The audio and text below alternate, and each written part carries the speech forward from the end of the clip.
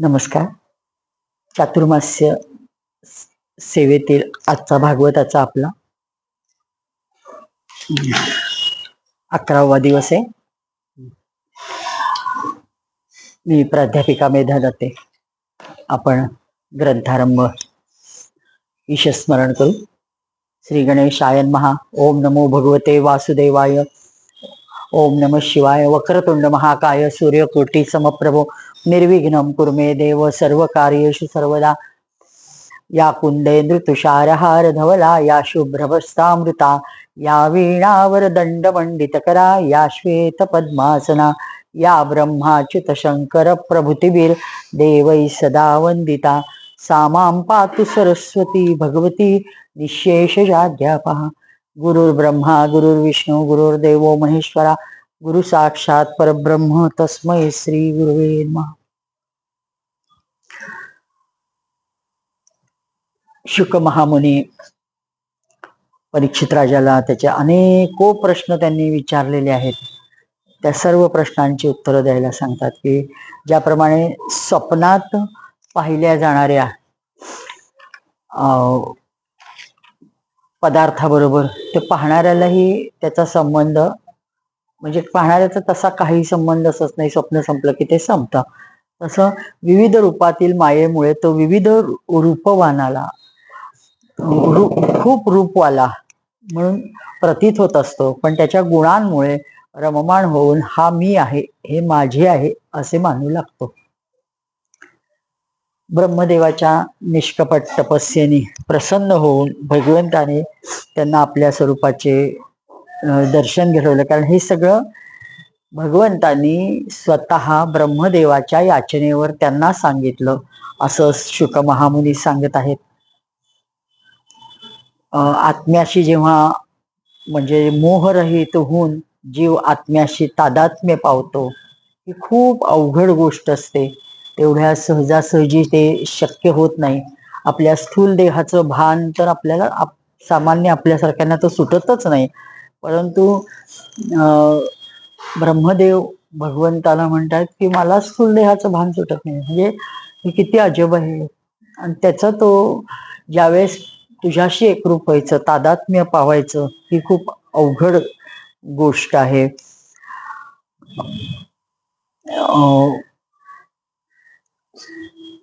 ज्यावेळेस त्यांना सांगण्यात आलं परमसत्य की ब्रह्मदेवाच्या खूप तपस्या केली त्याने, आणि त्या तपस्येवर प्रसन्न होऊन भगवान म्हणाले की त्यांचे दर्शन करतात आणि आत्मज्ञानासाठी तू आता योग्य आहेस, मी तुला उपदेश देतो म्हणतात. आणि तिन्ही लोकांचे परमगुरु आदिदेव ब्रह्माजी आपले जन्मस्थान कमलावर बसून सृष्टी रचण्यासाठी विचार करायला लागले. जो जो सृष्टीचे निर्माण करण्याचे त्यांना म्हणजे ज्ञानदृष्टीने विचार करत होते, इच्छित होते, ती दृष्टी आणि तो त्यांना एक म्हणजे जे विचार आत्ता एक विचार आला की तो बाजूला पडायचा, दुसरा विचार डोक्यात यायचा, तो विचार बाजूला पडायचा. म्हणजे त्यांना समजेना की नक्की कशी सृष्टी निर्माण करू. हे म्हणजे कोणत्याही गोष्टीचं द्वैत किंवा द्वंद्व निर्माण होण्याची गोष्ट प्रत्यक्ष ब्रह्मदेवाच्या बाबतीत सुद्धा झाली. एकदा ते अशीच चिंता करत बसतात. प्रलयाच्या समुद्रातून अचानक त्यांना 16वे व्यंजन आणि 21वे अक्षर जे आहे ते ऐकू येतात. त आणि प म्हणजे तप कर असं आपल्याला कोणी सांगतंय असं वाटून ते चौफेर दृष्टी फिरवून बघवतात. कोणीही दिसत नाही. परम सद्गुरूंच्या बाबतीत अगदी अलीकडल्या काळात 1938 साली ते ह्याच्यावर बसायच्या पूर्वी 1-2 महिने अचानक अदृश्य शक्ती भगवान परशुरामांची म्हणजे अविदेहीपणाने त्यांनी दीक्षा दिली आणि कृष्णशक्ती मंत्र दिला. तोही असाच त्यांनी विदेहीपणाने दिला. त्यांनी इतके चौफेर फिरून बघितलं की सत्य घटना आजच्या काळात घडू शकते. आपली जर तयारी असेल तर परमात्मा चारही बाजूनी मदत करायला तयार असतो आणि तो पुढे येतच असतो. तसं इथं ब्रह्मदेवांनाही तप करायचं सांगितलं. परम सद्गुरूंना तर मंत्र ऐकू आला म्हणजे तप कर हेच निर्देशित झालं होतं. आता हे तप कर म्हणजे ते इतके गरागर आपलं मुंडकं फिरवून बघतात, कोणीही त्यांना दिसत नाही. आणि मग ते म्हणतात की ठीक आहे, आपल्याला तपच करायचा असा आदेश आहे तर आपण तपाला बसू. ते लगेच त्या तप करायला बसतात आणि आपल्या कमलावर जे असतानाच ते उच्चासनावर असतात, संपूर्ण विश्व एका बाजूला आणि ते ज्या अर्थी तप कर सांगितलं गेलं की तप तप तप शब्द तीन तीनदा ऐकू आलाय, त्या अर्थी माझ्याकडनं तप अभिप्रेत आहे आणि मग पुढे काय आदेश होईल किंवा निर्देश भगवंताचा होईल त्याप्रमाणे घडेल आणि ह्यात माझं हित आहे हे जाणून ते तप करायला बसतात. हे ब्रह्माजी तपस्व्यांमध्ये अतिश्रेष्ठ तपस्वी आहेत. त्यांचे ज्ञान अमोघ आहे. त्यांनी त्यावेळी 1 सहस्त्र दिव्य वर्षपर्यंत तप केलं आणि ते एकाग्र चित्ताने तप केलं.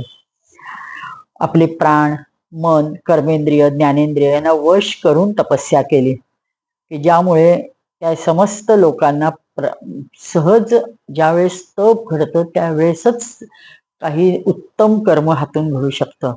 आणि म्हणून ते म्हणतात की मी जे संपूर्ण विश्व निर्माण करायचं पुढे काम केलंय त्याचा बेस किंवा त्याचं नैतिक अधिष्ठान किंवा त्याचं जे भगवत अधिष्ठान आहे ते हेच आहे की माझी तपश्चर्या. मग ती त्यांच्या त्या तपस्येने मात्र आता भगवान प्रसन्न होतात. हजारो दिव्य वर्ष तप झाल्यावर भगवान प्रसन्न होतात आणि त्यांनी जो काही म्हणजे योग्य मार्ग आहे तो दाखवतायत. त्याला भगवान तिथं प्रसन्न होऊन समोर आल्यावर त्यांनी खूप छान स्तुती केलेली आहे भगवंताची. जे रजोगुण तमोगुण यांना मिळालेला सत्वगुण पण जिथं नाही आहे तिथे काळाची डाळ शिजत नाही, माया पण म्हणजे पाय ठेवू शकत नाही, मायेचे इतर गोष्टी काय तिथं शक्य आहे. असे भगवंताचे ते पार्षद निवास तिथं त्यांनी त्यांचे भगवंताचे पूजन करतात आणि जिथं त्यांचे पार्षद सोबवती म्हणजे एक तर सांगितलेलं आहे की भगवंताचे नित्य पार्षद जे आहेत ते सदैव बरोबर असतातच. त्यांच्या समवेत त्यांच्या सन्मुख भगवंताची ते पूजा करतात. त्यांचं वर्णन केलेलं आहे व्यासांनी की आभासयुक्त सावळे श्याम शरीर आहे, शतदल कमलाप्रमाणे नेत्र आहेत, अत्यंत कोमल नेत्र ते आहेत, पिवळ्या रंगाच्या वस्त्राने ते शोभायमान आहेत आणि सौंदर्य संपूर्ण त्यांच्या अंगातून असं विखुरतंय. ते कोमलतेची जणू मूर्ती आहेत. चार बाहू आहेत, स्वतः अत्यंत तेजस्वी आहेतच. मणिजणित सोन्याचे प्रभामय ते स्वतः आभूषणे धारण केलेली आहेत. वैदुर्य मणी कमळाच्या उज्ज्वल तंतू समान त्यांची छबी दिसत आहे. त्यांच्या कानी कुंडले आहेत, मस्तकावर मुकुट आहे, गळ्यात सदैव शोभणाऱ्या वैजयंती माळा आहेत. आकाशात विजांसहित ढग शोभा आणतात त्याप्रमाणे तो लोक मनोहर कामिनींच्या कांतीने युक्त महात्म्यांच्या दिव्य तेजोमय विमानांनी जागोजागी शोभायमान होत आहे. भगवंताला खूप अलौकिक उपमा त्यांनी व्यासांनी दिलेल्या आहेत. वैकुंठ लोकी लक्ष्मीजी सुंदर रूप धारण करून आपल्या विविध विभूतींद्वारा भगवंताच्या चरणकमलांची काही प्रकारांनी सेवा करत असतात. कधी कधी जेव्हा झुल्यावर बसून त्या आपल्या प्रियतमाचे भगवंताच्या लीलांचे गाणे गातात तेव्हा त्यांचे सौंदर्य सूर आलापानी उन्मत्त होऊन भवरे स्वयं लक्ष्मीचे गुणगान करून गु गु असं जो भोग्याचा आवाज येतो ते त्यांचं लक्ष्मीचं केलेलं गुणगान आहे असं म्हटलंय. सॉरी. ब्रह्माजींनी पाहिलं की त्या लोकात समस्त भक्तांचे रक्षक लक्ष्मीपती, यज्ञपती एवढेच नव्हे तर विश्वपती भगवान विराजमान आहेत. सुनंद, नंद, प्रबल, अर्हण हे सर्व मुख्य पार्षद त्यांची सदैव सेवा करतात. ते सेवेला तत्पर आहेत. त्यांचे मुखकमल प्रसाद मधुर हास्यमय आहे, अतिशय मोहक नजर आहे. त्यांची दृष्टी अशी वाटते की आत्ताच आपल्या प्रेमी भक्ताला सर्वस्व दान देऊन आलेले आहेत. मस्तकी मुकुट आहे, कानी कुंडले आहेत, खांद्यावर पितांबर झगमगत आहे. वक्षस्थली एका सुंदर सोनेरी रेषेच्या रूपात लक्ष्मीजी विराजमान आहेत. ते एका सर्वोत्तम आणि बहुमूल्य आसनावर बसलेले आहेत. खूप सुंदर आसन म्हणजे उच्चासनावर ते बसलेले आहेत. पुरुष प्रकृती, महत्त्व, अहंकार, मन, 10 इंद्रिय, शब्दादी 5 तन्मात्रा, पंचभूते असे 25 शक्ती मूर्तिमान होऊन त्यांच्या चारी बाजूला उभ्या आहेत.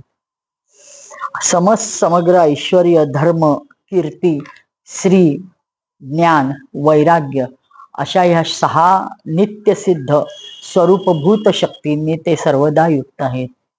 विठोबाच्या आपण जेव्हा गाभाऱ्यात प्रवेश करतो तेव्हा तिथं सुद्धा गणपतीचं छोटस मंदिर वर आहे, त्या कमानीवर, म्हणजे ज्या प्रवेशद्वारातनं आत शेवटी एंट्रन्स करत असतो आपण तिथं. आणि तिथेही हेचलेलं आहे की षड्गुण ऐश्वर्य संपन्न, बराच मोठा श्लोक आहे पण तो आता लक्षात नाही माझ्या, पण ओम षड्गुण ऐश्वर्य संपन्न होते. हे सगळे 6 गुण जिथं भगवान आहेत तिथं असतातच, सर्वदा युक्त असतात. त्यांच्याशिवाय इतर कोठे त्या शक्ती नित्यपणे निवास करत नाहीत. ते सर्वेश्वर प्रभू आपल्या नित्य आनंदमय स्वरूपात निरंतर मग्न असतात.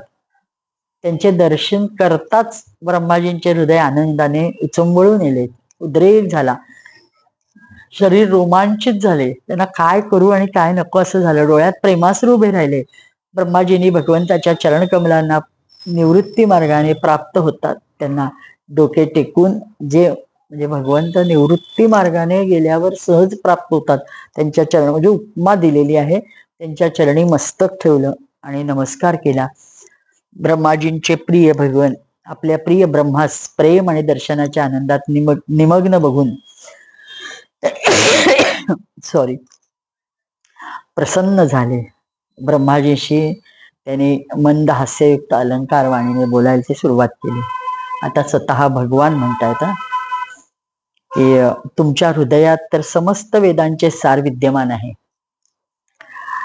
तुम्ही सृष्टी रचनेच्या इच्छेने चिरकाळपर्यंत तप केलेले आहात.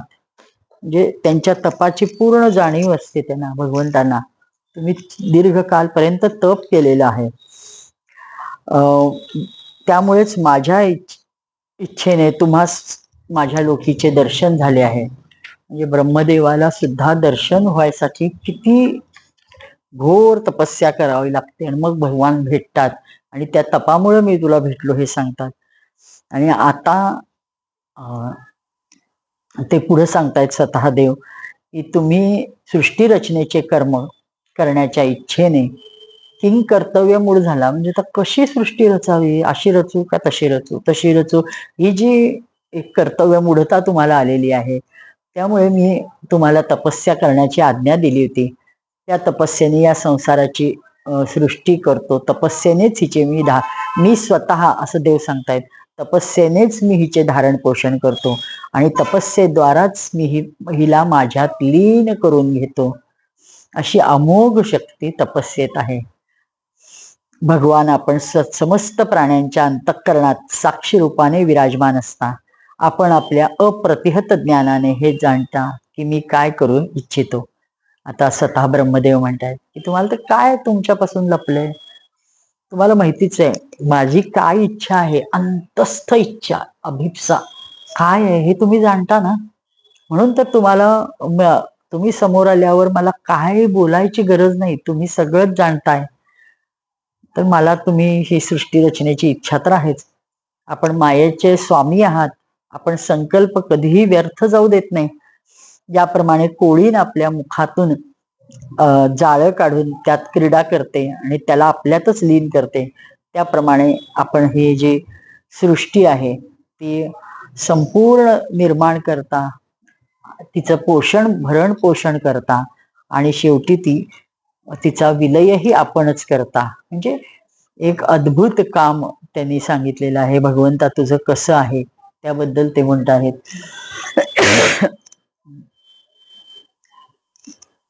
एकदा म्हणजे आता हे कसं गोष्ट आहे हे मर्म जाणू शकत नाही. ज्ञान अद्भुत आहे पण हे आपल्याला समोर दिसत असून मला नेमकं काय करावं कळत नाहीये आणि कुठून सुरुवात करू. आता हे होऊन जाऊ दे मग सुरू करू का, हे होऊन जाऊ दे, असं जे ब्रह्मदेवाला वाटत असतं.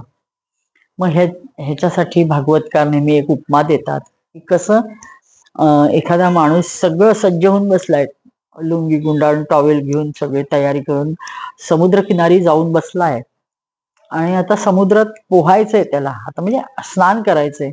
समुद्र स्नान श्रेष्ठ सांगितलंय. आषाढ अमावस्येला दरवर्षी श्री स्वतः समुद्र स्नानाला जायचे आणि सर्व तीर्थांचं स्नान तिथं घडतं असं म्हणतात. वर्षातून एकदा मेंढपाल सुद्धा मेंढ्यांना समुद्र स्नान घालत असतात. इतकी त्याची अनिवार्यता श्रींनी वर्णन केलेली आहे की प्रत्येकाने एकदा तरी समुद्र स्नान वर्षातून करावं आणि ते पाणी थोडं वाळू द्यावं, लगेच साध्या पाण्याने स्नान करू नये आणि मग एक थोडा वेळ वाळल्यानंतर एक अर्ध्या तासाने पुन्हा साध्या पाण्याने स्नान करावं. हा विषय जाता जाता समुद्र स्नानाचा आला म्हणून सांगितलं. तर तो माणूस जो आहे तो बसतो आणि एक माणूस लांबून येताना बघत असतो. हा माणूस अगदी तयारी, त्याला वाटलं असतं हा आता आपण जायच्या आधीच तो समुद्रात उतरून जातोय का काय, पण खूप वेळ झाला, त्याचं स्वतःचं स्नान होतं, अनेक लोक येतात जातात, तरी काही तो माणूस उतरत नाही. मग त्यांना शेवटी राहवत नाही. तो म्हणतो अहो काय हो पाहुणे, उतरा की तुम्ही, कधी करणार स्नान? तो म्हणतो नाही, एवढंच थोडाच वेळ आहे, मी एवढे लाटा थांबल्या की करतो. हे भागवतकार दोन्ही दृष्टीने ही मायेच्या बाबतीत देत असतात. माया अशी हुलकावण्यात येते की आपण म्हणतो की संसारातले हे काम झालं की देतो, मुलांची लग्न झाली की देतो, मुलाला नोकरी लागली की देतो, मुलीचं जावई आला की देतो. हे न संपणाऱ्या अडचणी आहेत, एका पाठोपाठ एक एक सतत सतत सतत येत राहतात. जशा समुद्रात लाटा निर्माण होत असतात. लाट ही कधीही थांबणार नाही, तुम्हालाच त्याच्यात डुबकी लावून म्हणजे तिला थांबवायला पाहिजे, ती थांबतच नसते. तसं हे वर्णन त्यांनी केलेलं आहे की मला काहीच कळत नाही आता कधी, आत्ता हे थांबेल, माझे विचार आत्ता थांबतील, आता इथून सुरू करू का, माझ्या एका पाठोपाठ हे विचार अशा पद्धतीने सृष्टी निर्माण कर, अशा पद्धतीने कर, असे मनात जे माझ्या विचार होतात ते कोलाहल माजलाय. सॉरी.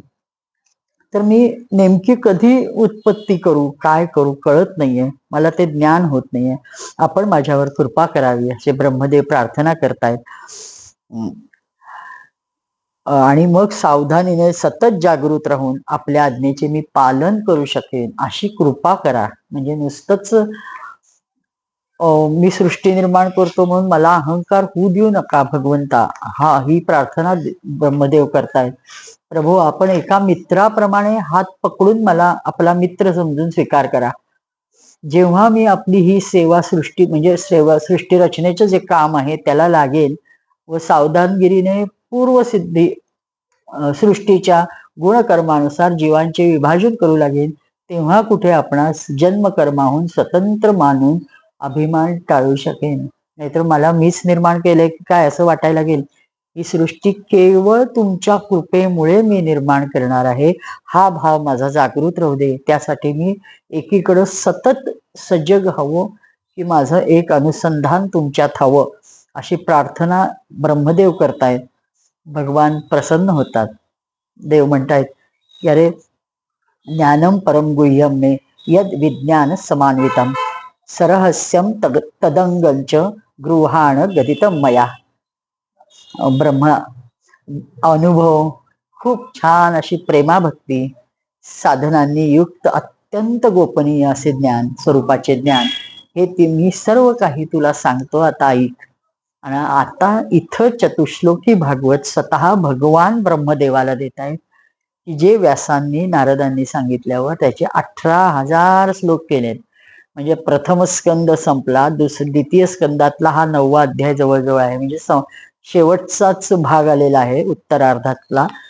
इतक्या उशिरा भागवताचे 4 श्लोक की ज्याच्यावर हे प्रचंड 18,000 श्लोक निर्माण झालेत, ते श्लोक सांगितले. अतिशय आनंदित झालेले असतात ते 4 श्लोक ऐकल्यावर. ब्रह्मदेवाचीही समाधी लागते आणि ते तत्काळ एकीकडं समाधीमग्न अवस्थेत आपलं जे काम आहे ते चालू करतात. आणि तेच जेव्हा व्यासांना कळतं, सरस्वती काठी नारद सांगतात हे चतुश्लोकी भागवत मला माझ्या वडिलांनी म्हणजे ब्रह्मदेवांनी सांगितलंय, ते मी भगवंतांनी स्वतः सांगितलंय, ते मी सांगतो. मग ते जे 4 श्लोक सांगितलेले असतात ते व्यासांनी ऐकल्यावर व्यास अक्षरशः नाचायला लागतात.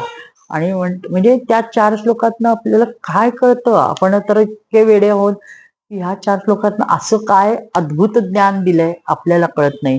पण तेवढ्या 4 श्लोकावर 18,000 श्लोकांपर्यंत विस्तार करू शकले. इतके हे अद्भुत 4 श्लोक आहेत. होता होईल तो प्रत्येकाने हे चतुश्लोकी भागवत पाठ करायचा प्रयत्न करावा, नाहीतर नित्य म्हणावं, की ज्यामुळं आपल्याकडनं एक 18,000 श्लोक म्हणणं शक्य नाही, वाचणं शक्य नाही, त्याचं स्मरण फक्त करू शकतो. मग ते 4 श्लोक एवढे म्हणले की ते सगळे 18,000 श्लोक म्हणल्याचं पुण्य आपल्याला मिळू शकतं. हे केवळ आपल्यावर भगवत कृपा आहे, म्हणून आपण सॉरी हे 4 श्लोक म्हणावे. भगवान स्वतः सांगतायत, स्वतःच स्वरूप किती प्रचंड दिव्य आहे हे सांगत आहेत. अहमेवा समेवाग्रे नान्यद यत् सत्सत्परम पश्चादहम यदेतच्च योव शिष्येत सोस्म्यहम. म्हणजे सृष्टीच्या पूर्वी केवळ मी आणि मीच होतो. माझ्याशिवाय स्थूल नव्हते, सूक्ष्म नव्हते, किंवा ह्या दोन्हीचे कारण अज्ञानही नव्हते. जिथे सृष्टी नाही तिथे मीच आहे. म्हणजे अद्यापही जिथे सृष्टी नाही कुठंही, म्हणजे अगदी किंचित जरी रिकामी जागा असेल तरी तिथं मी आहेच. तसे सृष्टी रूपात जे काही प्रतीत होत आहे तिथं सगळं मी आहे. आणि जे काही आहे ते मी भरून सर्वत्र राहिलेलो आहे. यो वशिष्येत सोस्म्यहम भगवंतांनी सांगितलंय. दुसरा श्लोक आहे त्याच्यातला, ऋतेर्थम यत प्रतीयेत न प्रतीयेत चात्मनी तद्विद्या आत्मनो मायाम यथा भासो यथात्मा. हे वास्तविक जी वस्तू नाही, पण माझ्याशिवाय परमात्म्यात 2 चंद्रम्याप्रमाणे मिथ्याच प्रतीत होते, अथवा विद्यमान आहे पण आकाश मंडलाच्या नक्षत्रात राहूप्रमाणे माझी प्रतीती होत नाही, त्यालाच माझी माया समजली पाहिजे. म्हणजे भासतय जे ते नाही आहे, आणि जे नाही भासत ते आहे. आपला देह हा भासतोय म्हणजे दिसतोय समोर, पण तो नाही आहे ना खरा. तो बरोबर नश्वर नाहीये, तो जाणारच आहे, तो शाश्वत नाही. आणि जो शाश्वत आहे अंतरात्मा तो आपल्याला दिसतच नाहीये. तो इतक्या आत आत कुठेतरी बसलाय, सूक्ष्म रूपाने आहे, म्हणलं तर संपूर्ण व्यापलाय. त्याच्या जाणीवेचं उल्लेख करताना भागवतकार सांगतात, चिमटा तुम्हाला कानाला बसला तरी जाणीव मस्तकात जाते. का तर जे आत्मरूप आहे ते तिथेही आहे. पायात काटा टोचला तरी कळ मस्तकालाच जाते, कारण तुमचं आत्मभान तिथेही आहे. म्हणजे असं शरीरात जागाच नाही की ते भानावर नाही अशी. पण दिसतंय का म्हणलं तर कुठं दाखवता येत नाही. असं हे ते अभासी आहे. आणि भासमान जे वाटतंय असं, म्हणजे खूप अद्भुत हे सगळं सांगितलंय. जे दिसतंय आहे हे भासतंय ते भासण्यासारखं नाहीच आहे, कारण त्याच्यात आत अंतर्भाव ज्याचा आहे तो खूप गुप्त छोट्या छोट्या छोट्या छोट्याशा स्वरूपात आहे. अगदी किंचित मात्र ज्योतिष स्वरूपात अंतरात्मा आहे. पण व्याप्ती मात्र म्हणाल तर खूप मोठी मोठी आहे, जे कळत नाही. ऋतेर्थम यत प्रतीयेत न प्रतीयेत चात्मने. किती सुंदर श्लोक भगवंतांनी सांगितलाय. तिसरा श्लोक सांगतात, देव यथा महांती भूतानी भूतेषु चावचेषु प्रविष्ठानी अप्रविष्ठानी तथा तेषु न तेषु. ज्याप्रमाणे प्राण्यांच्या पंचभूत रचित लहान मोठ्या शरीरामध्ये आकाश आदी पंचमहाभूत या शरीराच्या कार्यरूपाने निर्मित होण्यामुळे प्रवेश करतात व प्रथम पासूनच त्या स्थानरूपी त्या विद्यमान राहतात. सॉरी, पण विद्यमान राहण्यामुळे प्रवेश करताहेत असंही म्हणता येत नाही, कारण जसं आत्मतत्व सर्वत्र आहे, आत्ता इथं आहे हे आपण कधी म्हणू शकतो? आत्ता ज्यावेळेस एखादी वस्तू आपण इथं घेतली, की फोन आहे, हा फोन इथं घेतला, ह्याच्या आत बाहेर आत्मतत्व आहे, हा आत्ता फोन तुमच्या समोर आला, आपल्या समोर आला म्हणून आपण म्हणू शकतो. वास्तविक ते जे काही तत्व आहे ते अस्तित्वात होतच. त्यामुळे प्रवेश करणं किंवा न प्रवेश करणं हा भागच नाही.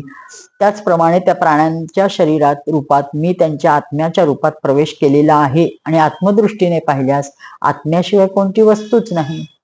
त्यामुळे मी कशात आत जात नाही किंवा बाहेर येत नाही. आणि शेवटचा श्लोक अतिशय सुरेख आहे. एताव देव जिज्ञासम तत्व जिज्ञासूनात्मनः अन्वय व्यतिरेकाभ्याम यत्स्यात् सर्वत्र सर्वदा. म्हणजे हे ब्रह्म नाही, हे म्हणजे नेती नेती आणि इति इति हा जो मोठा वेदांचा हे आहे किंवा उपनिषदांचं जे म्हणलं जातं की नेती नेती न इति न इति, ह्यात ब्रह्म आहे का नाही, ह्यात ब्रह्म आहे का नाही, ह्यात परमात्मा आहे का नाही, अशा पद्धतीने म्हणजे व्यतिरेक पद्धतीने, काही निषेध पद्धतीने काही लोक मी ह्यात नाही त्यात नाही त्यात नाही, मी सगळ्यात आहे हे त्यांना कळत नाही. मग ते म्हणतात की तो सर्व शक्तिमान आहे पण ह्यात तो नाही असं समजतात. आणि हे ब्रह्म आहे, ते ब्रह्म आहे, ते ब्रह्म आहे, म्हणजे पुस्तक ब्रह्म आहे, वही ब्रह्म आहे, पानं ब्रह्म आहेत, अक्षर ब्रह्म आहे, हे सगळं आहे आहे आहे पद्धतीने. आणि हे पुस्तक ब्रह्म नाही, अक्षर ब्रह्म नाही, वही ब्रह्म नाही, हे जे म्हणणं आहे हे नाही नाही पद्धतीने आहे. तर मुळात असताना मी असा नाहीच, सर्वत्र स्थित आहे, अन्वय आणि व्यतिरेक याच्याशिवाय मी आहे, वास्तविक माझं तत्व स्वरूपी मी आहे. आणि जो आत्मा परमात्म्याचे तत्व जाणू इच्छितो तेच फक्त त्यांना जाणण्याची आवश्यकता आहे आणि ते मला जाणतात असं भगवान स्वतः सांगतात. हे 4 श्लोक अतिशय महत्वाचे आहेत. ज्यांना शक्य असेल त्यांनी नित्य वाचनात ठेवावे चतुश्लोकी भागवत. आणि मग ब्रह्माजी पुढे देव सांगतायत की तुम्ही अविचल समाधीद्वारा माझ्या या सिद्धांताला पूर्ण निष्ठा ठेवा. माझं मी जे काही 4 श्लोक सांगितलेत यावर तुम्ही निष्ठा ठेवा. तुम्हाला कल्पकल्प विविध प्रकारची सृष्टी रचना करत राहून सुद्धा त्याचा मोह होणार नाही. मी केलाय हाही होणार नाही आणि ही सृष्टी माझी आहे असाही होणार नाही आणि मी करतोय काम असाही होणार नाही. म्हणजे अनेक प्रकारे त्यांच्या मोह निवारण कर्मापूर्वीच भगवंतानी स्वतः केलाय. सुखदेवजी म्हणतात लोकपितामह ब्रह्माजींना अशा प्रकारे उपदेश करून अजन्मा भगवंतानी क्षणात आपले रूप लपवले. म्हणजे ते वाक एकाग्र होऊन ब्रह्मदेव ऐकतायत, देव जे सांगतायत ते नमस्कार करतायत, अत्यंत तन्मयतेने ऐकतायत आणि अचानक समोरून भगवान गडप झाले आणि त्यांनी इतकं सगळ्या दिशांना पाहिलं आणि मग ते समजले की आता आपल्याला आपल्या कामाला लागायला पाहिजे. आणि मग कुठलंही द्वंद्व मनात न येऊ देता पूर्वकल्पात जशी सृष्टी होती, प्रलयापूर्वी जशी सृष्टी होती तशीच्या तशी सृष्टी निर्माण करायच्या कामाला ब्रह्मदेव लागले.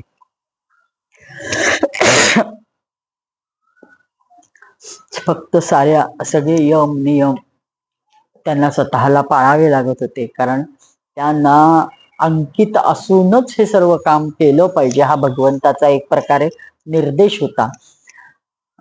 पुत्रातील ते म्हणतात की पुत्रातील अधिक प्रिय पुत्र परमभक्त देवर्षी नारदजींनी मायावती, हे सगळं सांगितलेलं आहे ना त्यांना स्वतः ब्रह्मदेवांनी.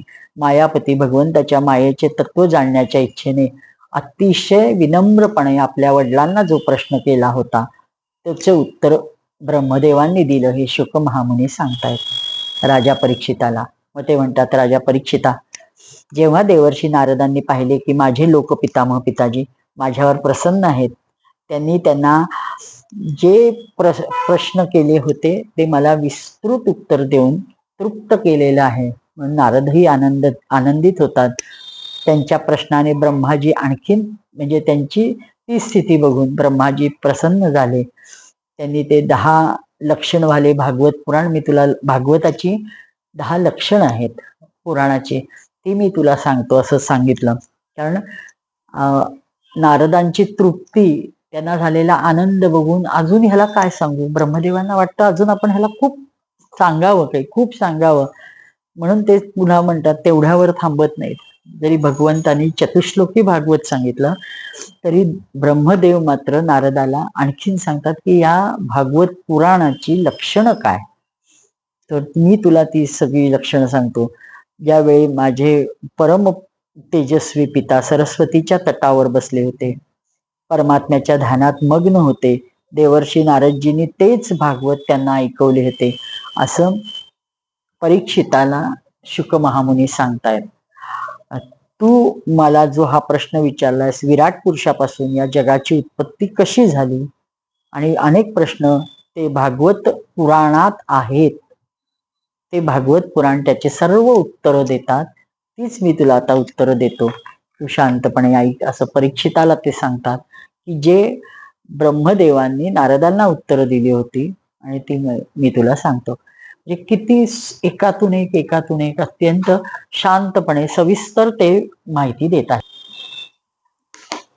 आता मी तुला भागवताचे 10 नियम सांगतो म्हणून ब्रह्मदेव सांगतायत. हे शुक महामुनी यांच्या मुखातून आलेला आहे हा श्लोक. ते 10 लक्षण अशी: अत्र सर्गो विसर्गश्च स्थानं पोषण मूर्तयः मन्वंत देशानुकथा निरोधे मुक्तिराश्रय. या भागवताच्या पुराणात सर्ग, विसर्ग, स्थान, पोषण, उती, मन्वंतर, ईशानुकथा, निरोध, मुक्ती आणि आश्रय या 10 विषयांचे वर्णन असते. मुळात ज्यात 10वे आश्रय तत्व आहे ते ठीक ठीक निश्चय करण्यासाठी कुठे श्रुतीने तात्पर्याने कुठे दोन्हींच्या अनुकूल अनुमानाने अनुभवाने महात्म्यांनी अन्य 9 विषयांचे सुगम रीतीने वर्णन केले. ईश्वराच्या गुणांच्या क्षोभाचे रूपांतर होते आणि त्याची पंचभूते शब्दादी तन्मात्रा अहंकार महत्त्व उत्पत्ती त्याला सर्ग म्हणायचा. त्या विराट पुरुषापासून उत्पन्न झालेल्या ब्रह्मदेवाद्वारे जी विभिन्न चराचर सृष्टी निर्माण होती त्याचे नाव विसर्ग. क्षणोक्षणी नाशाच्या दिशेने जाणाऱ्या सृष्टीस एका मर्यादित स्थितीत स्थिर ठेवण्याचं काम भगवान विष्णूची श्रेष्ठता सिद्ध होते. त्याच्यात त्यांचेच नाव स्थान होय व आपल्याद्वारे सुरक्षित सृष्टीत भक्तांवर जी कृपा होते त्याला पोषण नाम आहे. मन्वंतराचे अधिपती जे भगवत भक्ती प्रजापालन रूप शुद्ध धर्मानुष्ठान करतात त्यांना मन्वंतर म्हणतात आणि जीवांच्या त्या वासना ज्या कर्माद्वारे त्यांना बंधनात टाकतात त्यांना उती असा शब्द आहे. भगवंताच्या विविध अवतार आणि त्यांच्या प्रेमी भक्तांचे विविध आख्याने यांनी युक्त गाथांना ईशकथा असं म्हटलं जातं. भगवान योग निद्रा स्वीकारतात, शयन करतात तेव्हा या जीवांचे आपल्या उपाधीस हित करण्यात लीन होऊन जाते त्याला निरोध म्हणतात. अज्ञानकालीन कर्तृत्व, भोक्तृत्व इत्यादी अनात्मभावाचा परित्याग करून आपले वास्तविक स्वरूप परमात्म्यात स्थित होणे याला मुक्ती म्हणतात. आणि परीक्षिता, ज्या चराचर जगताचे उत्पत्ती आणि प्रलय ज्या तत्वाने प्रकाशित होतात त्यालाच परमब्रह्म आश्रय हे नाव आहे. शास्त्रात त्याला परमात्मा म्हणून गणले जाते. जो नेत्रादी इंद्रियांचा अभिमानी द्रष्टा जीव आहे ते इंद्रियांची अधिष्ठात्री देवता सूर्यादी रूपात आहेत आणि जे नेत्र गोलयुक्त देह आहे दृश्य आहे त्याला देह म्हणतात. तेच त्या दोघांना अलग अलग करतात. त्या तिन्हीतील एकाचा पण अभाव झाला तर दुसऱ्या दोन्हींची उपलब्धी होत नाही. म्हणजे जीव गेला तर देह असून उपयोगी होत नाही किंवा म्हणजे देह पडला तर असं होत नाही. पण एकूण एकच, कारण मुळात आत्मतत्वात लागतच ना आपले. पण ज्या अर्थी त्यांनी सांगितले त्या अर्थी आपल्याला हा असत्य नाहीये. श्लोक: जेव्हा पूर्वोक्त विराट पुरुष ब्रह्मांड फोडून बाहेर आला तेव्हा त्याने आपले राहण्याचे ठिकाण हुडकायला लागला. स्थानाच्या इच्छेने संकल्प केला आणि अत्यंत पवित्र पाण्याची सृष्टी निर्माण केली. आणि पाण्याला नारा असं म्हणतात. जे विराट पुरुष की जो नर झाल्यामुळे त्या पाण्याचे नाव नार असे पडले. म्हणजे त्याच्यातून तो बाहेर आला म्हणून, तिथं तो स्थित राहिला म्हणून. आणि त्या आपण उत्पन्न केलेल्या पाण्यात त्यांनी हजारो वर्षपर्यंत निवास केला म्हणून त्यालाच त्याचे अयन म्हणजे घर, आणि म्हणून त्याला शब्द आहे नारायण असं नाव पडलं. ह्या नारायण भगवंताच्या कृपेनेच द्रव्य, कर्म, काल, स्वभाव, जीव आदींची सत्ता आहे. त्याची उपेक्षा केल्याने दुसऱ्या कोणाचेही अस्तित्व राहत नाही. हे भगवान अद्वितीय नारायणाने योग निद्रेतून उठून अनेक व्हायची इच्छा केली मात्र आपल्या मायेने त्यांनी अखिल ब्रह्मांडाचे बीज स्वरूप आपल्या सुवर्णमय वीर्याचे 3 भागात विभाजन केले. अधिदैव, अध्यात्म आणि अधिभूत. परीक्षित, विराट पुरुषाचे एकच वीर्य, पण ते 3 भागात कसे विभागले बघ. हलण्या डोलण्याने त्याच्या शरीरात राहण्याच्या, म्हणजे आपल्या ज्या सर्व काही क्रिया आहेत त्या आपल्या प्रत्येक क्रिया भगवंताच्या त्या विराट पुरुषाला, त्या विराट देहाला कराव्या वाटल्या आणि त्याच्यापासून वेगवेगळ्या अवयवांची उत्पत्ती कशी झाली याचं मूळ इथं व्यासांनी अत्यंत सुरेखरित्या सांगितलेलं आहे. ते म्हणतात, हलण्या डोलण्याने शरीरात राहणाऱ्या आकाशापासून इंद्रिय बल, मनोबल आणि शरीर बलाची उत्पत्ती झाली.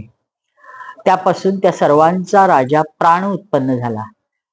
त्याप्रमाणे सेवक आपले स्वामी राजाच्या मागे मागे चालतात, तसेच सर्वांच्या शरीरात प्राण्यांच्या प्रबळ राहण्यामुळे सारी इंद्रिये प्रबळ राहतात. जेव्हा तो प्राण सुस्त पडतो तेव्हा इंद्रिय पण सुस्त होऊन जातात. जेव्हा प्राण जोरात जोरात ये जा करतो तेव्हा विराट पुरुषास तहान भुकेचा अनुभव आला.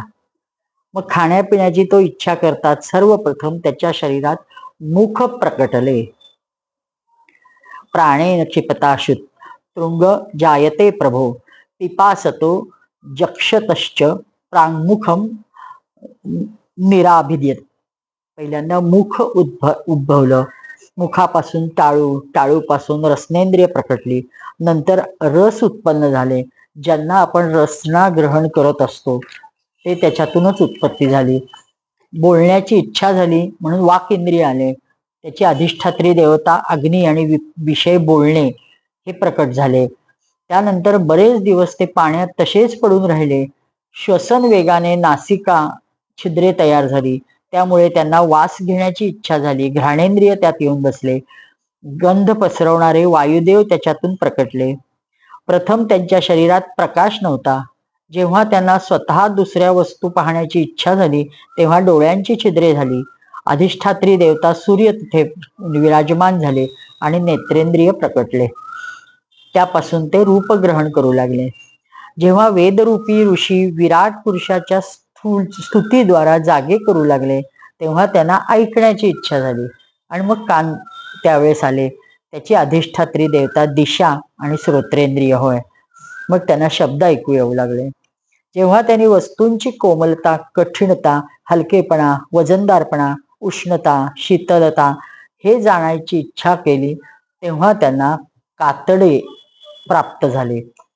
पृथ्वीतून ज्याप्रमाणे वृक्ष निघतात त्याप्रमाणे त्याच्यातून रोम उगवले. त्यात राहणारा आतबाहेर व्यापणारा वायू प्रकट झाला. त्याचबरोबर स्पर्श ग्रहण करणारे त्वचा हे इंद्रिय शरीराच्या चारही बाजूस लपेटून राहिले. त्यामुळे स्पर्शाचा अनुभव येऊ शकतो. जेव्हा त्यांना अनेको प्रकारची कर्मे करण्याची इच्छा झाली तेव्हा हात आले. हात उगवल्यावर त्यांना हातात ग्रहण करण्याची शक्ती, हस्तेंद्रिय, त्याची अधिष्ठात्री देवता इंद्र प्रकट झाले. दोन्हींच्या आश्रयाने राहणारे ग्रहण रूप कर्मपड प्रकटले. त्यानंतर त्यांना जेव्हा विशिष्ट स्थानी, इच्छित स्थानी जायची इच्छा झाली त्यावेळी त्या शरीराला पाय उगवले. पायांबरोबर इंद्रिय अधिष्ठातृत्व स्वयं यज्ञपुरुष भगवान विष्णूच स्थित झाले. त्यांचे चालणे कर्म प्रकटले. माणूस ह्याच पाय इंद्रियाने चालत जाऊन यज्ञ सामुग्री एकत्र करतो. म्हणजे पाय हे कशासाठी आहे तर यज्ञ सामुग्री एकत्र करायला. आणि आजच्या काळात जिथे यज्ञ संस्थाच लोप पावली तिथं निश्चितपणे यज्ञाच्या प्रचारासाठी पायांचा उपयोग करायचा आहे. संतान, रतिसुख, स्वर्गभोगाची कामना झाल्यावर विराट पुरुषाच्या शरीरात लिंगाची उत्पत्ती झाली. उपस्थ इंद्रिय, प्रजापती देवता दोहोंच्या आश्रयाने राहणारा कामसुख आणि रवाचा आविर्भाव झाला. जेव्हा त्यांना मलत्यागाची इच्छा झाली तेव्हा गुदद्वार प्रकटले. तत्पश्चात पायू इंद्रिय व मित्र देवता प्रकटले आणि मलत्यागाची क्रिया संपन्न ज्यामुळे आपोआप होते. अपान मार्गद्वारा शरीरातून दुसऱ्या शरीरात जाण्याची इच्छा झाल्यावर नाभीद्वार प्रकटले. त्यातून अपान आणि मृत्यू देवता प्रकटल्या. या दोन्हींच्या आश्रयाने प्राण आणि अपान विलग होतात, त्याने मृत्यू होतो. जेव्हा विराट पुरुषास अन्न पाणी ग्रहण करण्याची इच्छा होते तेव्हा पोट, आतडी, शिरा हे सर्व उत्पन्न झाले. त्याबरोबर कुक्षीची देवता समुद्र, शिरांची देवता नद्या, तुष्टी पुष्टी हे दोन्ही त्यांचे आश्रित विषय उत्पन्न झाले. जेव्हा त्यांना मायेवर विचार ते करू लागले तेव्हा हृदय उत्पन्न झाले. त्यातून मन इंद्रिय प्रकटले. मनाची देवता चंद्रमा, तसेच विषय, कामना आणि संकल्प हे पण प्रकटले. किती म्हणजे प्रत्येक गोष्ट आपल्याशी संलग्न आहे, पण ह्याचं विराट रूप हे भगवंतात कसं आहे हे प्रतीत झालेलं आहे हे त्यांनी सांगितलं. सुरुवातीला काहीही नव्हतं. एका उपनिषदामध्ये पण ह्याचं सुंदर वर्णन आलेलं आहे. वेळ नाही, काळ नाही, हे काही आपण एका विशिष्ट आपण अशा देशात आहोत की आपल्याला सूर्योदय सूर्यास्त 12 तासाच्या इंटरव्हल्सनी बघायला मिळत आहेत. काही देशांमध्ये तर नॉर्वे सारख्या 6-6 महिन्यात सूर्योदय नसतो. मग ते कसे दिवस रात्र ठेवतात? त्यांनी 12-12 तासाच्या इंटरव्हल्सनी ते ब्लॅकआउट करतात. म्हणजे किती व्याप करावा लागतो. आपल्याला जे सहज उपलब्ध झाले ते देव तर म्हणतात की तुम्ही काल आरोपित केलाय, कालावर तुम्ही दिवस उगवला, दिवस मावळला हे आरोपित केले, नाहीतर सरसकट एक संबंध काल आहे, तो नुसता चालत राहणं त्याला माहितीये. पण आपण आज काय पाडवा, उद्या काय दिवाळी, परवा काय, त्याला सणवाराचं रूप देतो आणि वेगवेगळं हे करत असतो. हे सर्व खूप अद्भुत आहे. ह्याला सुद्धा एक प्रकारचं विज्ञान आहे. आणि ह्या भगवंतानी जे मूळ विज्ञानातनं हे सर्व निर्माण केले ते सांगितले. आणि त्यानंतर हे जेव्हा एकदा स्वीकारला असा देह प्रत्येक माणसाने सुद्धा, त्यावेळेस ब्रह्म फोडून ते अंड फोडून ब्रह्म त्यातनं बाहेर आलं. ते ब्रह्मांड मुळात ते आत बाहेर सर्वत्र व्यापलेलंच होतं, पण त्यांनी ते अंड फोडायचं काम केलं असं सांगितलंय. आणि हे सर्व सृष्टी निर्माण केली. आपणही त्याच्यातच, म्हणजे आपली इंद्रिय, आपलं स्थान, आपल्या देहाचं सगळं सर्व गोष्टी त्याच्याशी संलग्नच आहेत हा विचार आपल्याला सोडता कामा नये. श्रोत्रादी इंद्रियांनी विषयांना ग्रहण करणारे आहेत. ते विषय अहंकाराने उत्पन्न झाले. मन सर्व विकारांचे उत्पत्ती स्थान, बुद्धी समस्त पदार्थांचा बोध करणारी. मी त्या भगवंताच्या स्थूल पदार्थाचे वर्णन तुला ऐकवतो. ते बाहेरून पृथ्वी, जल, आग, तेज, वायू, आकाश, अहंकार, महत्त्व व प्रकृती या 8 आवरणांनी घेरलेले. त्याच्या अतीत भगवंताचे अत्यंत सूक्ष्म रूप आहे. ते निर्विशेष, आदी, मध्य, अंतरहित एवढेच नव्हे तर नित्य, आणि वाणी व मनाची तिथपर्यंत पोहोच नाही. मी तुला भगवंताचे स्थूल रूप, सूक्ष्म, व्यक्त, अव्यक्त 2 रूपांचे वर्णन ऐकवले. ही दोन्ही भगवत मायेद्वारा रचित आहेत. विद्वान लोक ह्या दोन्हींचा पण स्वीकार करीत नाहीत. वास्तविक भगवान निष्क्रिय आहेत. आपल्या शक्तीने ते सक्रिय बनतात. नंतर ते ब्रह्माचे विराट रूप धारण करून वाचक शब्द आणि त्याच्या अर्थात प्रकटतात. अनेको नावे तसेच क्रिया स्वीकारतात. परीक्षिता, प्रजापती, मनु, देवता, ऋषी, सिद्ध, चारण, गंधर्व, पितर, विद्याधर, असुर, यक्ष, किन्नर, अप्सरा, नाग, सर्प, किंपुरुष, राक्षस, मातृका, प्रेत, भूत, विनायक, कुष्मांड, उन्माद, वेताळ, यातुधान, पर्वत हे इत्यादी जितके म्हणून संसारात नामरूप आहेत, ते प्रत्येक नामरूप हे फक्त आणि फक्त भगवंताचंच आहे. संसारात चर अचर या 2 प्रकारांनी, जरायुज, अंडज, स्वेदज, उद्भिज या 4 प्रकारांनी, एवढे पण जलचर जमिनीत राहणारे, आकाशातून चालणारे प्राणी आहेत. सर्वच्या सर्व अशुभ शुभ मिश्रित कर्मानुरूप फल होय. सत्वप्रधान ते म्हणजे समजलं जातं. वास्तविक जे ते आपापल्या जन्माने जन्म घेत असतं, 184 योन्यांमध्ये फिरत असतात, त्याच्यात त्या योन्यांमध्ये जातात. अंडज आपण तर बघतो, जरायुज म्हणजे उष्णतेतनं जरा जरी उष्णता झाली तर त्याच्यातनं निर्माण होणारे बारीक किडे असतात. नंतर अंड्यातनं निर्माण होणारे स्वेदज, घामातून निर्माण होणारे, आणि उद्भिज, जमिनीतून येणारे. ह्याच्याशिवाय विश्वात काहीही नाही. या 4 प्रकारांनी सर्व निर्माण होतं असं त्यांनी सांगितलंय. आकाशातून चालणारे म्हणजे पक्षी आहेत ते पण अंड्यातनच होतात ना. म्हणजे मिश्र कलरूप फलरूप आहेत त्यांचं, असं त्यांनी सांगितलंय. सत्वप्रधानतेने देवत्व, रजप्रधानतेने मनुष्यत्व आणि तमप्रधानतेने नरक योन्या मिळत असतात. यातही एक गुण दुसऱ्या 2 गुणात मिसळतो तेव्हा प्रत्येक गतीचे 3-3 भेद आणखी होतात. हे किती देवाने अत्यंत डिव्हायडेशन परफेक्ट केलेलं आहे. आणि त्यानुसार त्यामुळे प्रत्येकात थोडा तरी सत्वगुण असतो, थोडा तरी तमोगुण असतो. आणि ह्यांच्यात त्यांचं म्हणणं एक प्रधान असतो आणि दुसरे 2 जोडलेले असतात, हे भागवत सांगतंय. त्यामुळे त्याचा एक कुठला ना कुठला प्रत्येक माणसाचा प्रधान गुण असतो. ते भगवान जगताच्या धारण पोषणासाठी विष्णुरूप स्वीकार करून देवता, मनुष्य, पशुपक्षीच्या रूपात अवतरतात. प्रलयकाली हेच भगवान आपण बनवलेल्या या विश्वास काळाग्नी रूप रुद्राचे रूप घेऊन आपल्यात लीन करतात, जसे वायू मेघमालांना विलीन करतो.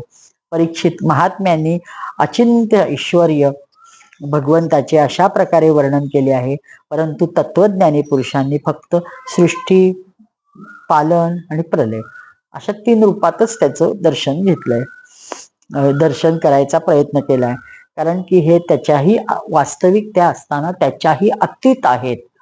सृष्टीची रचना ही कर्माचे निरूपण करून पूर्ण परमात्म्याशी कर्म अथवा कर्तेपणाचा संबंध जोडला गेला नाही, तर ते मायेवर आरोपित असल्यासारख्या कर्तृत्वाचा निषेध करण्यासाठी आहे. हे मी ब्रह्माजींच्या महाकल्पाचे अवांतर कल्पसहित वर्णन, अवांतर कल्पासहित सर्व वर्णन तुला करून सांगितलेले आहे. सर्व कल्पात सृष्टीक्रम एकसारखाच आहे.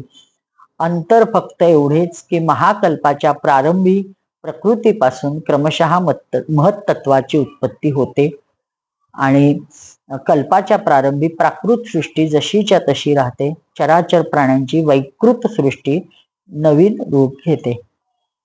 परिमाणंच कालस्य कल्पलक्षण विग्रहम यथा पुरस्तास्ते पाद्मम कल्पक क्षमो शृणु. हे परीक्षित, कल्पाचा परिणाम, कालाचा परिणाम कल्प आणि त्याच्या अंतर्गत मन्वंतरचे वर्णन पुढे येईल. आता तू पाद्म कल्पाचे वर्णन सावधानतेने ऐक. सॉरी, शौनकजी सांगतायत की हे सगळं तुम्ही आम्हा लोकांना म्हटलंय की भगवंताचे परमभक्त विदुरांच्या अत्यंत प्रिय त्यागण्यास कठीण आणि कुटुंबियांना सोडून पृथ्वीवर विभिन्न तीर्थी पिळले. आता एकदम पाद्मकल्पाचं वर्णन करतो ते म्हणालेत, आणि आता एकदम शौनकांनी प्रश्न कुठला विचारलाय तर विदुरजींचा. म्हणजे विदुरजींना पुढे त्यांनी उत्तर दिलेलं आहे ते त्याचा संदर्भ म्हणजे किती गोष्टी एक एक लक्षात ठेवायच्या आणि त्या कधी द्यायच्या. व्यासांच्या म्हणजे पराकोटीचा बुद्धीला आपल्याला वारंवार नमस्कार करावा लागतो. आपण क्षणात आपण एक गोष्ट विसरून जातो, बोलता बोलता एखादे विषय विसरतो, पण व्यास किती वेळाने त्याचं उत्तर देणार आहेत. जेव्हा केव्हा विदुराचं चरित्र येईल, जेव्हा केव्हा विदुराची भेट होईल उद्धवाशी, जेव्हा तेव्हा भगवंतानी सांगितलेला ज्ञानाचा उल्लेख तिथं होईल, उद्धव सांगतील. म्हणजे किती गोष्टी आहेत. त्याचा फक्त आता अचानकपणे शौनकजींना प्रश्न पडतो की तुम्ही आम्हाला सांगितलं होतं, म्हणजे सुत महामुनींना ते विचारतायत की भगवंताचे परमभक्त विदुरजींनी प्रिय आपले त्यागण्यास कठीण अशा कुटुंबियांना पण सोडलं आणि तीर्थाटनाला गेले. असं का झालं बरं? त्या यात्रेत त्यांना मैत्रेय ऋषींबरोबर अध्यात्मासंबंधी चर्चा कुठे झाली? त्यांना ते कुठं भेटले? सुतजी, आपला स्वभाव सौम्य आहे. आपण विदुरजींचे पण चरित्र आम्हाला ऐकवा. आपल्या भाई बांधवास त्यांनी का सोडले? त्यांच्याजवळ ते परत मग फिरून का आले? जर सोडून गेले होते युद्धाच्या वेळेस तर ते फिरून का आले? आता सुतजी त्यांना पुढे सगळं वर्णन करतायत की अरे विचारलेला पद्मकल्पाचा जो विषय आहे तो तिथंच थांबवलाय, कारण तो पुढं व्यास नारायण पुढं कधीतरी सांगणार आहे. त्यांच्या संदर्भ डोक्यात आहे, फक्त आपणच ती गोष्ट विसरत असतो. शौनकादी ऋषींना आता तीच गोष्ट विचारली की त्यांच्या प्रश्नाच्या उत्तरात शुकदेवजींनी जे काही सांगितले तेच मी तुम्हाला सांगतो. म्हणजे शुकदेवजींनी त्यांना विचारलेला प्रश्न, म्हणजे जो मगाशी विचारला होता ब्रह्मदेवांना, नारदांनी म्हणा किंवा परीक्षितांनी शुकदेवजींना, शौनकांनी सुतजींना, ते प्रश्न आता सुतजी महामुनी सांगतायत. आणि पुन्हा शुकजी एकदा विचारतायत की शुक महामुनी म्हणतायत, परीक्षिता, जी गोष्ट विचारली तीच पूर्वकाली सुखी समृद्धी घरात सोडून वनात जायची विदुरांना गरज काय पडली? तीच गोष्ट मी तुला सांगतो. मग तीच मैत्रेयजी त्यांना कुठं भेटले?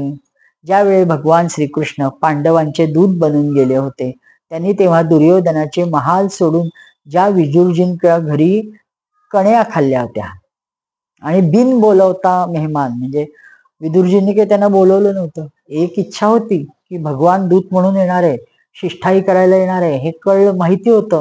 आणि त्यांचं इतक्या वरच्या लेवलला या गोष्टी चालल्या आहेत की राजा दुर्योधन काही आपल्याकडं सहजासहजी देवाला येऊ देणार नाही. कृष्णाबद्दल विलक्षण प्रेम असतं, आत्मीयता असते, त्याचं श्रेष्ठत्व मान्य असतं, सगळं असतं. पण त्याच्या दुर्योधनाच्या राज्यात त्याचं सगळं ते शस्त्र खाली ठेवून त्याला उमऱ्याला नमस्कार करून विदुरजी बाहेर पडलेले असतात आणि मी त्या युद्धात भाग घेणार नाही असं ठरवलेलं असतं. असं असल्यामुळं एक मनाने अलिप्तपणा आलेला असतो आणि अशा अलिप्ततेतून ते फिरून काही राज दरबारात जाणार नसतात की देव यायचेत म्हणून मला भेटायला जायचंय.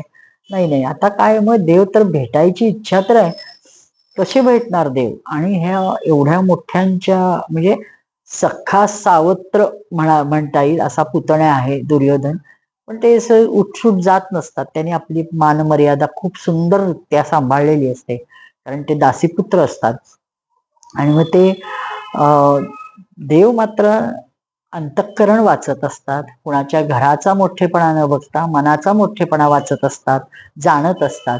त्यामुळे देव तत्काळ न बोलवता विदुराच्या घरी जाऊन, इतकी विदुरांची पत्नी घाबरून जाते, तिला काय करावं, जेवायला आलं सांगतात, काय करायचं कळत नाही, मग ती कण्या शिजवून त्यांना खायला देते आणि त्यांनी भगवान तृप्त होतात. राजा परीक्षिताने विचारले, प्रभू, हे तरी सांगावे की भगवान मैत्रेयी बरोबर विदुरजींचा समागम कसा झाला? पवित्र आत्मा विदुरजींनी भगवान मैत्रेयीजींना एखादा साधा प्रश्न केला नसणार, कारण त्यांना मैत्रेयीजींसारख्या साधू शिरोमणींनी अभिनंदन पूर्वक उत्तर दिले. आपण असं पूर्वी म्हणाला, ते आम्हाला ऐकवा. आता सुतजी सांगताय की परीक्षित राजाने अशा प्रकारे प्रश्न केल्यावर शुक महामुनींनी उत्तर द्यायला लागले. ते म्हणतात, राजा, तेव्हाची गोष्ट आहे की जेव्हा आंधळ्या धृतराष्ट्राने अन्यायाने आपल्या दुष्ट मुलांचे पालन पोषण करताना आपला छोटा भाऊ पांडूच्या अनाथ मुलांना लाक्षागृहात टाकून आग लावली. जेव्हा त्यांची पुत्रवधू आणि महाराज युधिष्ठिरांची पट्टराणी द्रौपदीचे केस दुःशासनाने भर सभेत खेचले, त्याच वेळी द्रौपदीच्या डोळ्याला अश्रूच्या धारा लागल्या. त्या प्रवाहाने तिचे वक्षस्थल भिजले. त्या म्हणजे आजच्या काळात पार्लरमध्ये बायका जात असतात, पण इथं चक्क असं वर्णन केलंय की द्रौपदीचे म्हणजे सर्वच श्रेष्ठ घरातल्या स्त्रियांच्या वक्षस्थली केशर लावलेलं असायचं आणि द्रौपदी इतकी आकांत करते की तिच्या वक्षस्थली असलेलं केशर वाहून गेलंय असा उल्लेख केलाय. व धृतराष्ट्राने आपल्या मुलास त्या दुष्कर्मापासून तरी सुद्धा परावृत्त केलं नाही. ते विनंत्या करत होते. दुर्योधनाने सत्यपरायण आणि भोळ्या भाबड्या युधिष्ठिराचे राज्य जुगारात अन्यायाने जिंकले, त्यांना वनात टाकले, परंतु वनातून परतल्यावर सुद्धा न्यायोचित वंश परंपरागत राज्य मागितल्यावर ते दिले नाही. तो हिस्सा त्यांचा द्यायला नाकारला. तेव्हा महाराज युधिष्ठिरांनी पाठवल्यावरून जगद्गुरु भगवान श्रीकृष्णांनी कौरवांच्या सभेत हितकर सुमधुर भाषण केले, छान वचने सांगितली. भीष्मादी सज्जनांना अमृतासारखी लागली, परंतु कुरुजनांना त्याचा अजिबात म्हणजे त्रास झाला, त्याचं फार अप्रूप वाटलं नाही, कारण त्यांचे पुण्यच नष्ट झाले होते. जेव्हा ते सल्ल्यासाठी विदुरजींना तेव्हा ते सल्ल्यासाठी विदुरजींना पण बोलावले गेले, मंत्र्यांमध्ये श्रेष्ठ विदुरजींनी राजभवनात जाऊन मोठा भाऊ धृतराष्ट्रात विचारले की सॉरी विचारल्यावरून जो माहिती दिली ती लोकनीती नीतिशास्त्र विदुर नीती म्हणून प्रसिद्ध आहे. ते म्हणाले, महाराज, आपण अजातशत्रू महात्मा युधिष्ठिराला त्याच्या हिश्श्याचा भाग द्या. आपल्याला न सहन करण्यायोग्य अपराध सहन करीत आहेत. भीमाच्या रूपातील काळ्या नागाला आपण भीता. पहा, तो आपल्या लहान भावांसाठी बदला घ्यायला फार क्रोधाने फुत्कार सोडित आहे. भीम कोणत्याही क्षणी तुमच्यावर म्हणजे टिकूच शकणार नाहीत, कौरव 100 असले तरी भीमा पुढं, असं सच्च विदुराने सांगितलेलं आहे. आपणास कल्पना नाही की श्रीकृष्णाने पांडवांना आपले केले. यदुवीरांचे आराध्य दैवत ह्यावेळी आपली राजधानी द्वारकापुरीत विराजमान आहेत. त्यांनी पृथ्वीवरील मोठमोठ्या राजांना अंकित करून ठेवलंय, अधीन केलेलं आहे. त्यालाच आपण मुलगा मानून पालन करीत आहात. ज्याला आपण मुलगा मानून म्हणजे दुर्योधनाच्या बाबतीत विदुर सच्च उल्लेख करतोय. मुलगा म्हणत आहात आणि पालन करत आहात, होला हो म्हणत आहात. त्या दुर्योधनाच्या रूपात मूर्तिमंत दोष तुमच्या घरात घुसला आहे. साक्षात श्रीकृष्णाचा द्वेष करणारा आहे. आपण भाग्याला विन्मुख होत आहात. कृपया त्या दुष्टाचा तत्काळ त्याग करा, असं विदुर त्यांना सांगतो. विदुरजींचा हा सुंदर स्वभाव होता की साधूजन पण त्यांचा प्राप्त होण्याची इच्छा करायचे. अरे कुटील दासीपुत्रास तेवढ्यात दुर्योधन येतो आणि प्राकोटीचा संतापतो. तो म्हणतो, अरे ह्या कुटील दासीपुत्राला इथं कोणी बोलवलं, तो इथं कशाला आला? आमच्या अन्नाच्या तुकड्यावर जगतायत आणि आमचीच प्रतिकूल बोलतायत, आमच्या शत्रूचे गोडवे गातायत. याचे प्राण घेऊ नका, पण ह्याला आत्ताच्या आत्ता नगराबाहेर हाकला. तत्काळ बाहेर ढकला. आणि भावासमोरच कानास बाणासारख्या लागणाऱ्या त्या कठोर शब्द मर्मी लागतात. विदुरजींना खूप वाईट वाटतं. भगवंताची माया प्रबळ आहे, काय करायचं, म्हणून ते धनुष्य बाण तिथं ठेवतात राज दरबारात. आणि तू कोण बाहेर करणार, मीच जातो म्हणून हस्तिनापूरला वंदन करून ते बाहेर पडतात. कौरवांना विदुरासारखे महात्मे फार पुण्याने प्राप्त झाले होते. ते हस्तिनापुरातून निघून जातात. पुण्य करण्याच्या इच्छेने भूमंडलावर तीर्थपात भगवंताचे क्षेत्रस्थानी विचरण करू लागले, पुण्य प्राप्त करायसाठी. म्हणून ते इतस्ततः सर्व तीर्थक्षेत्री भरले फिरायला लागले. श्रीहरी, ब्रह्मा, रुद्र, अनंत इत्यादी अनेक मूर्तीच्या रूपात विराजमान आहेत. जिथे जिथे भगवंताच्या प्रतिमांची सुशोभित तीर्थस्थाने, नगरे, वने, कुंजे, पर्वत, निर्मळ पाण्याने भरलेल्या नद्या, सरोवरे आहेत, असे त्या सर्वत्र जागी ते एकटे फिरत राहिले. अवधूत वेशात स्वच्छंदतापूर्व पृथ्वीवर फिरत होते, ज्यामुळे त्यांचे सगळे सोयरे पण त्यांना ओळखू शकले नाही. भारतवर्षात फिरत फिरत जेव्हा ते प्रभास क्षेत्री पोचले, तेव्हा भगवान कृष्णाच्या साह्याने महाराज युधिष्ठिर पृथ्वीचे एकछत्र राज्य करतायत त्यांना कळले. कौरवांच्या विनाशाचा समाचार ऐकला. यदुकुळ आपापसात भांडून गेलेलं कळलं. तिथं त्यांनी त्रित, दुशना, मनु, पृथु, अग्नी, अश्रितू, वायू, गौ, गुह आणि श्राद्ध देवाच्या नावाने प्रसिद्ध अशा 11 तीर्थांचे सेवन केले. आणि तिथून निघून ते धनधान्यपूर्ण सौराष्ट्र सौवीर करत भगवान श्रीकृष्णाच्या प्रख्यात सेवक हे यमुना तिथी आले. सेवक नाही, सेव्य, त्यांनी सेवन केलेल्या स्थळी असं म्हणायचंय. ते प्रथम बृहस्पतीचे जे शिष्य राहिले होते ते उद्धवजी, भगवंताचे शिष्य, ते त्यांचं दर्शन होतं. दोघांना उद्धवजी चुलत भाऊ होते म्हणतात देवाचे, जरी भक्त होते तरी.